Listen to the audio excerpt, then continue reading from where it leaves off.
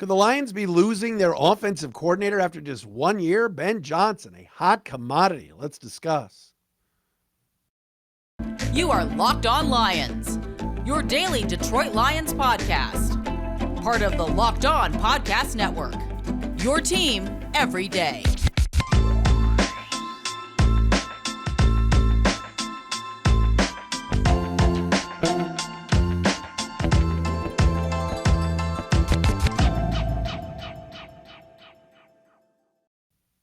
And a pleasant good afternoon, everybody. Welcome to Locked On Lions on this Thursday, January 12th and a Friday, January 13th. Matt Dery with you on the Locked On Podcast Network, your team every day. Thanks for making us your first listen and checking us out here on Locked On Lions. We are brought to you today by PrizePicks. PrizePicks is daily fantasy made easy. Pick 2 to 5 players, and if they score more or less than their PrizePicks projection, you can win up to 10 times your money on your entry. First-time users can receive a 100% instant deposit match up to $100 with promo code Locked On. That's prizepicks.com, promo code Locked On. Follow us on Twitter at Dery Speaks, D-E-R-Y Speaks, at Locked On Lions. The Matt Dery Facebook fan page where we post the podcast every day if you're a Facebook person, or on YouTube on the Locked On Lions YouTube channel. Thanks for subscribing, checking us out, etc. Before I do anything today, I got to give a shout out. I know I've been shouting fans and listeners out all week, and I'll be in big trouble today if I don't shout out a guy that's calling me out for not shouting him out, the great Michael Stanley. So shout out. What's up, Michael? Thanks for listening and checking us out each and every day. Coming up on the show today, Ben Johnson. Is he leaving after 1 year as Lions OC? Vegas has a spot that they think he's going, our friends at betonline.ag, but he had an interview today. We'll tell you all about that coming up on the show. Also, 2023 opponents. What's the Lions' schedule going to look like next year? We haven't touched on that. I want to do that. And what about Jeff Okudah? Will his fifth-year option at over $11 million in 2024 be picked up by Brad Holmes before May 2nd? It's a very good question. It's a tough question that we'll dive into as well right here on Locked On Lions. But thanks for checking us out today. You know, it's interesting. You got to go back to 2014. Ndamukong Suh, Nick Fairley, that Lions defense, the Dallas playoff game, to the last time that a Lions assistant coach was getting some love and getting some bites from another team to be a head coach. So we're going back 8 years. Seriously, 8 years. To think about the last time the Lions had a hot assistant, the fact that the Lions have somebody on their staff that other teams have interest in for a head coaching position. That was Terrell Austin, the Lions defensive coordinator back in 2014, who interviewed for some head coaching jobs. I don't want to hear about, those were just Rooney Rule jobs. No, Terrell Austin was somebody that got the Lions defense up to number 2 in the NFL that year. Only Seattle had a better defense in terms of yards allowed. And he got some interviews. Since then, the Lions have had some coordinators in the past that some people have said, he's not bad. Remember Jim Bob Cooter and some others.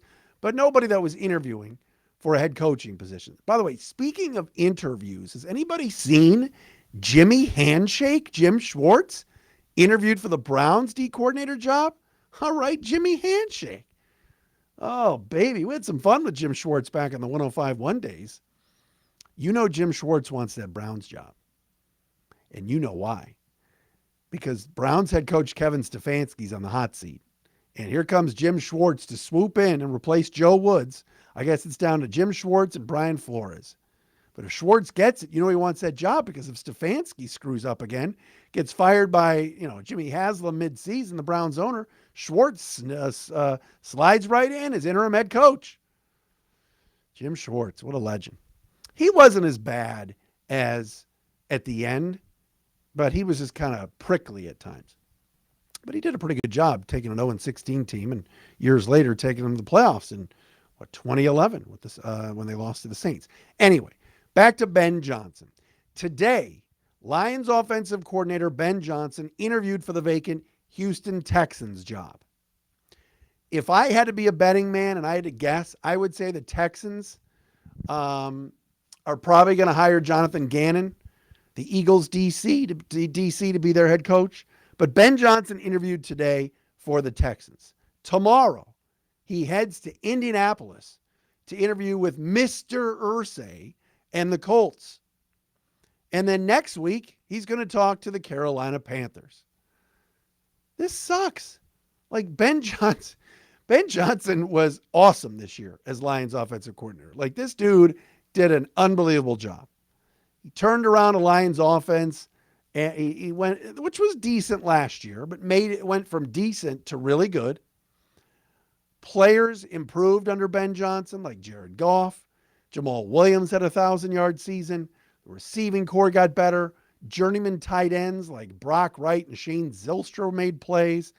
And Ben Johnson's creativity, the play calling, the aggressive nature, the hook and ladder call on 2nd and long at Green Bay Sunday night, just creative, fun, meshed well with Jared Goff, saved Jared Goff's career to an extent because Jared Goff obviously had floundered under Anthony Lynn a year ago.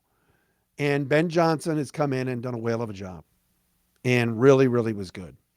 And we want momentum now with the Lions. We want this to continue to churn like the red hot butter all over that cornbread. But you know what? Ben Johnson's like a hot commodity.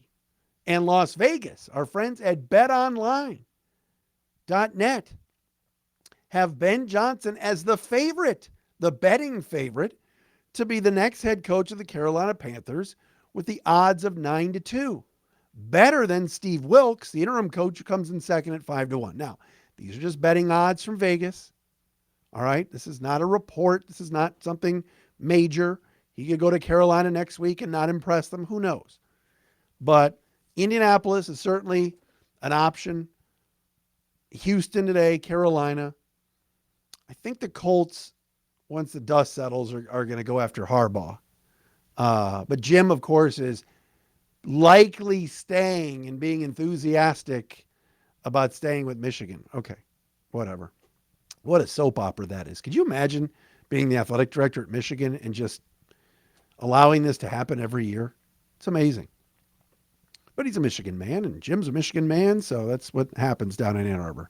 But, Ben Johnson's smart. He's a very good interview. And 3 teams interviewing him in the first 4 or 5 days of this cycle tells you what you need to know about Ben Johnson. Now, Aaron Glenn will interview with the Colts as well.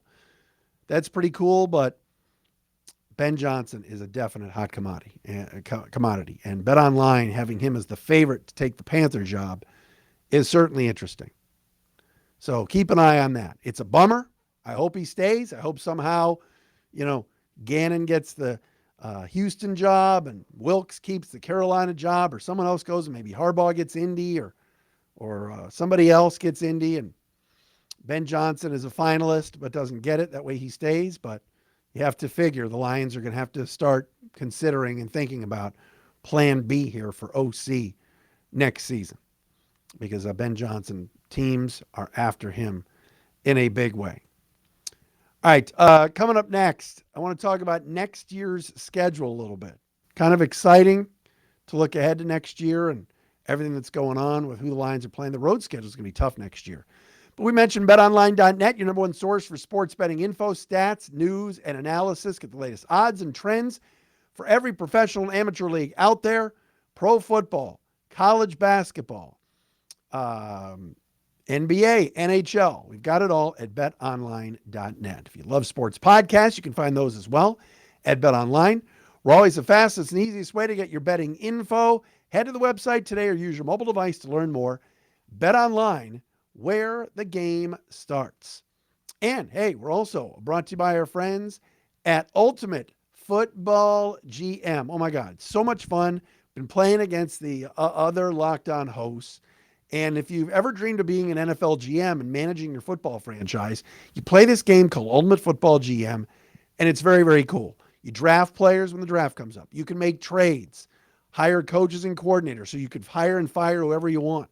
You could pick coordinators from around the league, navigate your franchise through free agency and the draft and all the ups and downs of a season. It's simple. It's a realistic game world, Ultimate Football GM, and it's free and playable offline. You play on the go as you want and when you want to.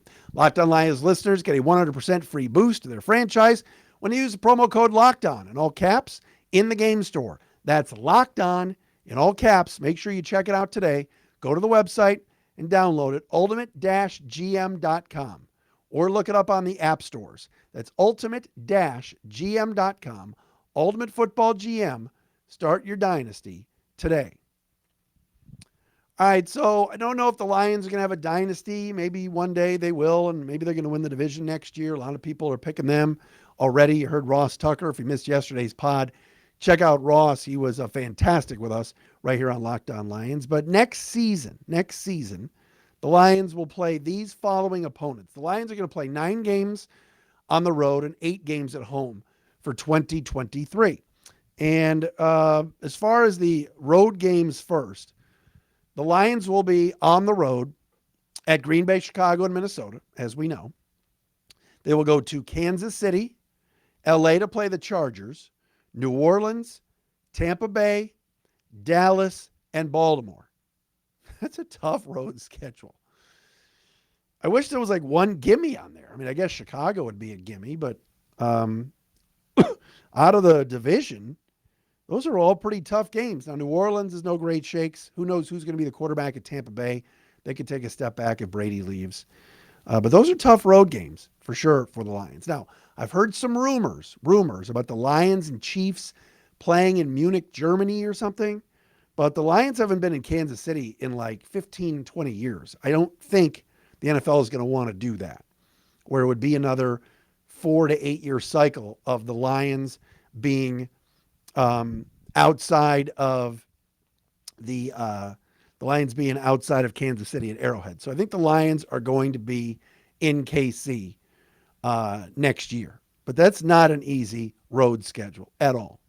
Home schedule, the Lions will host, of course, Green Bay, Chicago, and Minnesota as well. They'll welcome in Atlanta, Carolina, Denver, the Las Vegas Raiders, who, by the way, are no longer going to have Derek Carr, and Seattle to Ford Field next year. So again, Green Bay, Chicago, Minnesota, Atlanta, Carolina, Denver, Vegas, and Seattle at home. So the Lions will be playing the NFC South next year and the AFC West next year. I look at that home schedule and I see a lot of wins. Now again, these things change. We thought this year the Jets and the Giants were going to be easy games. Those were tough road games. You know, all these things. We thought Seattle was going to suck. Seattle beat the Lions this year, but they're coming back next year. But those are some very winnable home games, aren't they? I mean, who knows? You know, Carolina, I guess, curb stomped the Lions this past year, but you look up and you go, Atlanta with Desmond Ridder, Denver was horrible this past year. Vegas, who's going to be their quarterback? Could be Tom Brady. You never know. And Seattle. So 9 road games, 8 home games next season. And again, I think the home schedule is a lot easier than the road schedule. But the great thing about where the Lions are right now and what they've accomplished this year is think about their mindset after what happened last Sunday night in Green Bay. Nobody thought they were going to win. The only guy that picked the Lions to win was Tony Dungy from NBC. The Lions went into Green Bay in Week 18, under 30 degrees, freezing cold at Lambeau at night, and beat the Packers and Aaron Rodgers. So while that road schedule is daunting, having to go back to Dallas, having to play at the Chargers, having to play at Kansas City, etc., the Lions know they can win these big games on the road. Their mindset is there. They are feeling good about themselves.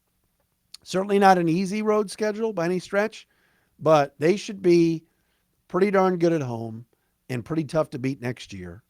And as Ross Tucker said yesterday from the Ross Tucker podcast and DraftKings and Westwood One, he wishes the Lions were in the playoffs this year.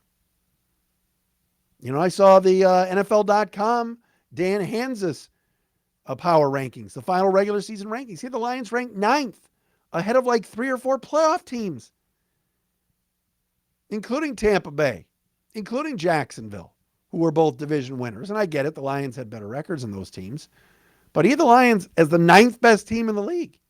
But they didn't get in the playoffs. But that schedule is, at least the home schedule is pretty easy next year. But we'll see where Brad Holmes takes this thing. Dan Campbell, etc. You know this team isn't going to get a giant head. You know there's not going to be heads. They're not going to think that, people are going to pick them. And there's going to be a bit of a target on their back.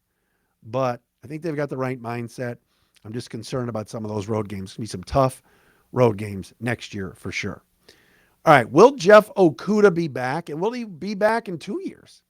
I think that's a legitimate question that we have to address, and we'll do that coming up next. PrizePicks Daily Fantasy, that is so much fun and so easy, and you're not going up against your friends or anybody else. You're going up against the projections. PrizePicks is a lot of fun. Tonight, Michigan, Iowa college basketball. If you want to play on PrizePicks, you can. You can do all sorts of fun things and entries, over-unders, etc. More or less is what they say on PrizePicks. So Hunter Dickinson, more or less 18 points tonight as they take on the Fighting Fran McCaffreys. You can play at prizepicks.com. You pick 2 to 5 players, and if they score more or less in their PrizePicks projection, you can win up to 10 times your money on any entry. And it's for any sport. NBA with the Pistons, NHL with the Wings, college football, college basketball, whatever it is. It is easy and fun to play. You download the PrizePicks app or go to prizepicks.com to sign up and play daily fantasy sports.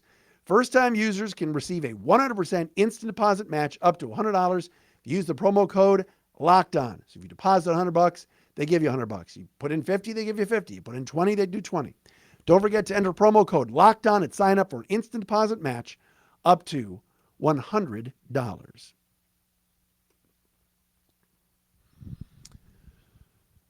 It's a Thursday, Locked On Lions here on the Locked On Podcast Network. All right, so Brad Holmes was asked the other day. We didn't really get to this on the show yesterday or Tuesday. Brad Holmes was asked, and he was asked again about it this morning on the Amazing Blue Morning Show on the 97.1 about Jeffrey Okudah, the Lions' number 1 overall pick, or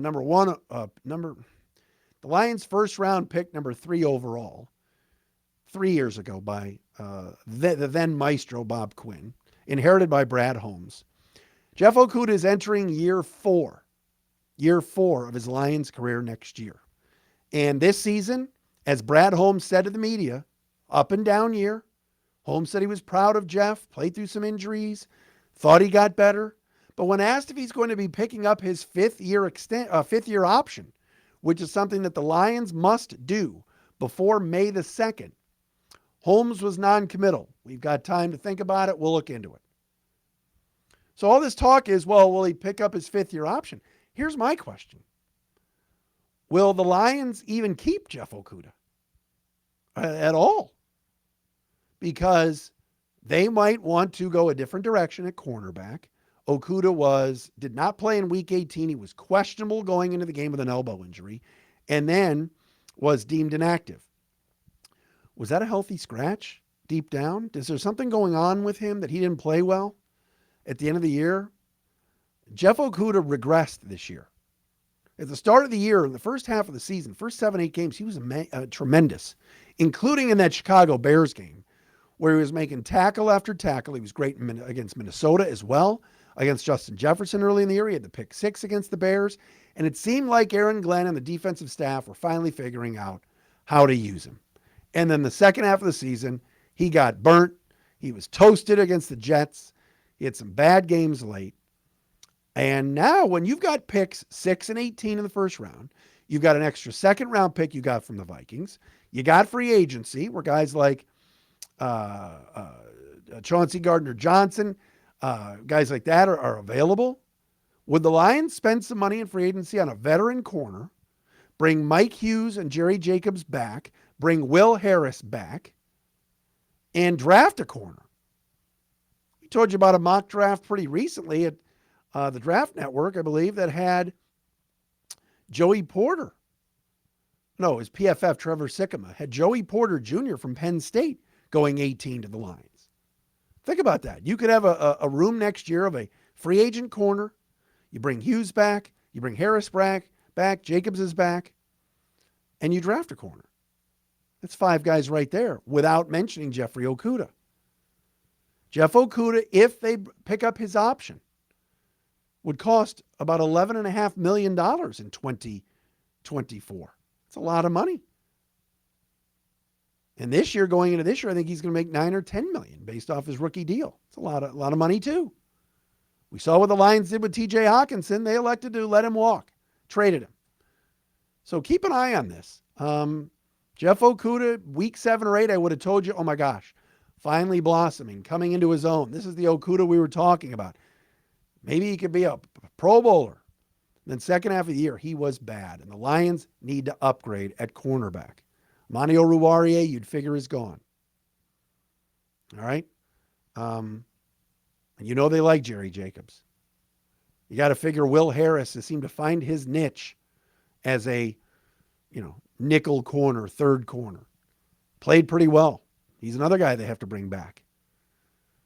I'm interested in seeing what they do, but keep an eye on this with Jeffrey Okudah. And Brad Holmes not exactly saying, oh yeah, we're definitely going to pick it up. He's got 3 or 4 months to decide. All right, that's Locked On Lions for you on a Thursday edition. Thanks for making us your first listen, everybody, here on the Locked On Podcast Network.